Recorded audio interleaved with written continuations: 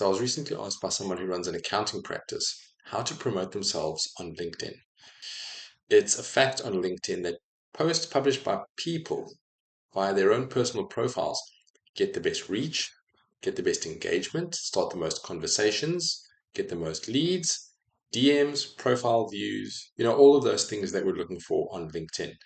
Basically, the way to start a conversation with other people on LinkedIn that results in opportunities and business outcomes is to be active as yourself as an individual. Now, especially for a small business that doesn't really have a powerful brand of its own, you need to be building your own personal brand. As the face of your business, you are the product. So you really need to be doing the promoting.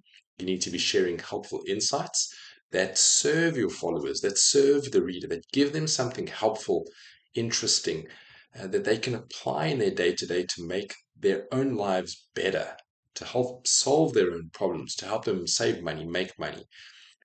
If you provide enough value yourself, those people will be comfortable getting to know you better, starting to trust you, and be happy to spend their money with you. Not only their time, but their money. But trust in relationships must come first.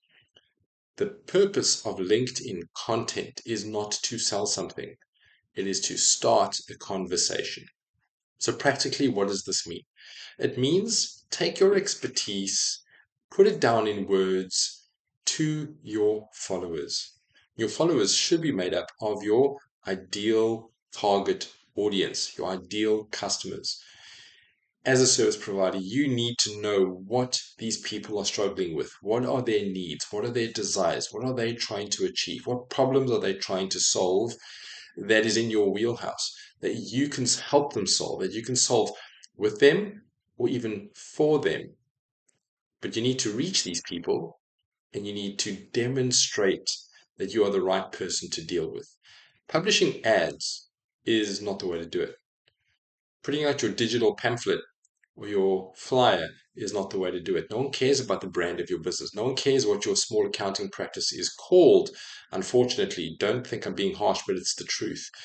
But people who know you, like you, and trust you are the ones that are going to be spending money with you. They're also going to stay as customers for a longer period of time because you have a previously established relationship. So what do we do? What are you supposed to do here?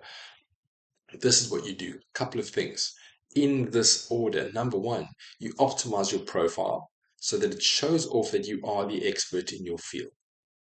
You make sure your profile gives all the information that people are looking for when they want to learn more about you, or when they see a piece of your content and they go and see who you are by clicking through to your profile. So your profile must be as perfect as possible, and that is the foundation. Secondly, you must build your audience. Slowly over time, there's no rush, but you need to actively do this all the time. You can't rely on the 500, 600 people that might be in your network right now. Maybe you have more, maybe you have less, and it's not the absolute number that's important. What is important is that you're growing this network of yours on LinkedIn intentionally by handpicking people, by searching for your ideal customers and adding them to your LinkedIn network with a value proposition, with an offer. It's got to be something in it for them. Otherwise, why would they be interested in joining your network? So, sort out your profile, start and continue growing your network, and then you need to demonstrate your skills, your expertise.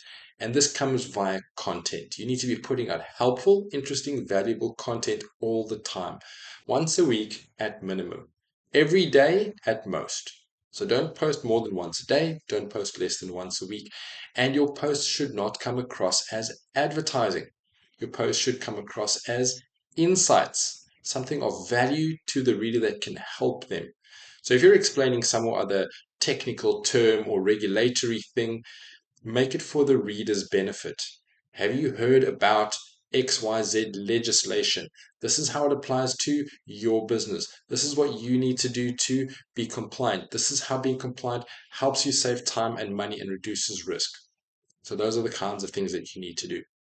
And lastly, that I'll leave you with today, you need to follow a post writing format or framework that actually grabs people's attention and grabs the attention of the right people.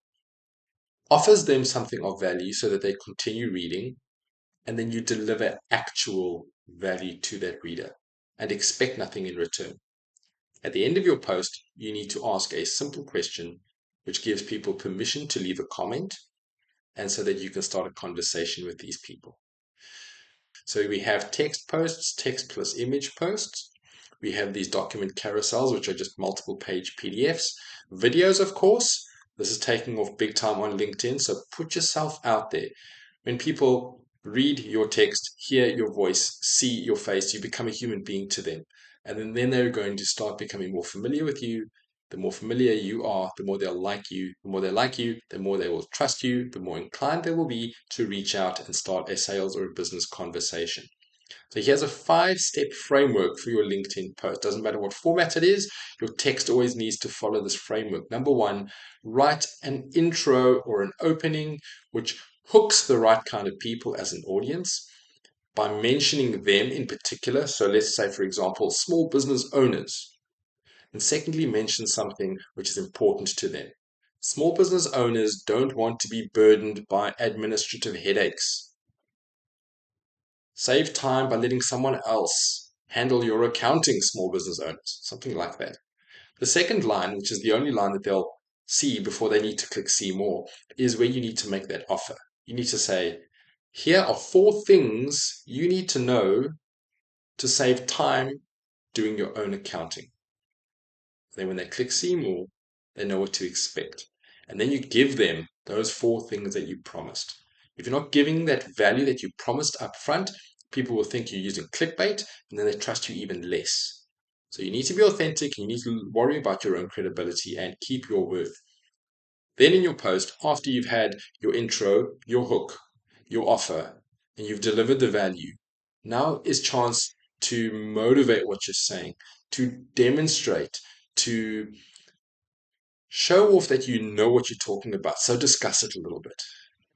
Over the past 5 years, I've seen this and this and this. Customers and clients that I've worked with have experienced X, Y, and Z good outcomes by working according to these principles, or by letting me help them do these things that save them a lot of time and money.